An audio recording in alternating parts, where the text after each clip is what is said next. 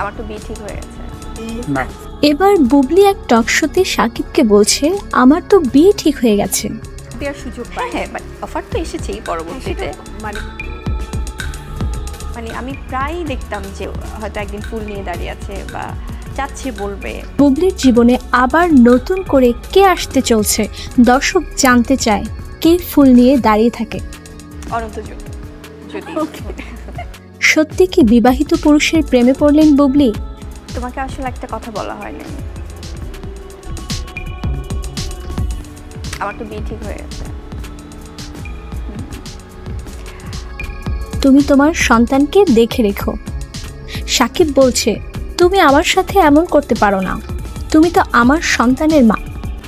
Family থেকেই সব ঠিকঠাক, আসলে অনেকদিন ধরেই কথা হচ্ছিল, তো ফ্যামিলি থেকেই সব ঠিকঠাক। ফাইনালি তো মানে নেক্সট উইকে বিয়ে। খুব শিগগিরই বিয়ে। তুমি জয়ের মাকে নিয়ে এসো। তো ইউ ইনভাইটেড, তুমি এসো। আর সবচেয়ে বড় জিনিস হচ্ছে আমার বিয়ের যে কেনাকাটা, সেটা কিন্তু তোমাকে আমার সাথে থাকতে হবে। আসলে ফ্যামিলি সবাই থাকবে, বাট তুমিও থেকো। এখন আসলে যে যেমন যেমন কুকুর তেমনই মুকুর দেওয়া উচিত। সাকিব